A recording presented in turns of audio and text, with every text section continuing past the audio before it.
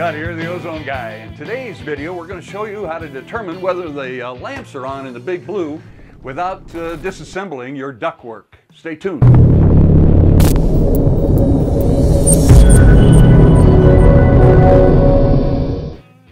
A few days ago, I was on the phone with one of our customers, Jeff, out in Ohio, who was daydreaming about a way in which he could determine whether the Big Blue lamps were on without having to disassemble his ductwork.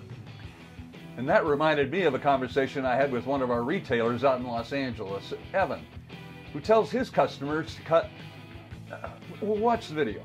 And he said that what he has advised his customers to do is to drill a hole in the Big Blue and then cover that hole with tape. So anytime you want to check to see if the switches are turning a lamp on, then all you do is pull the tape back and doesn't allow any of the ozone to escape. You're able to tell whether the lamps are on or how many are on, or just general tech. I'm not making a specific suggestion where that inspection port ought to go. A lot of it has to do with where you've got the Big Blue mounted. You may be far enough off the floor that you're looking at the bottom of it. Maybe low, you want to look in the top. The only thing to keep in mind is the location of the lamps, and you can tell from the outside from these bolt caps where those lamps are located. For this purpose, and what I'm using this one for, I'm going to mount that inspection cover right here between the two lamps, looking into the forward portion of this. Tools that we're going to need: one, a drill, of course, a small bit. This one might be too big, but we'll give it a go, and an enlarging drill bit. All these things are available at Harbor Freight and at very reasonable prices. I'll drive this drill bit into it. Stainless steel is tough. Don't want to push too hard, you'll deform the shape of the tube.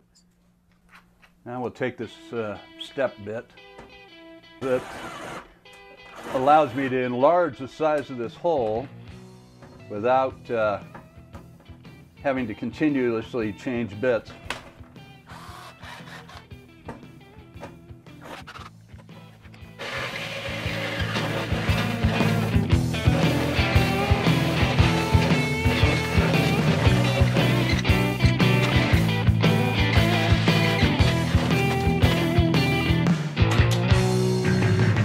And that hole's a little smaller than a quarter, but it will be more than adequate for me to know whether the ozone lamp is turned on or not.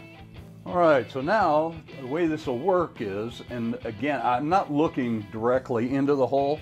I don't want you looking at these UV lamps, but I'll go ahead and switch the lamp on. That's lamp number one. I can see by the reflection here coming out of this inspection port that the lamp did turn on. I'll turn on the next one.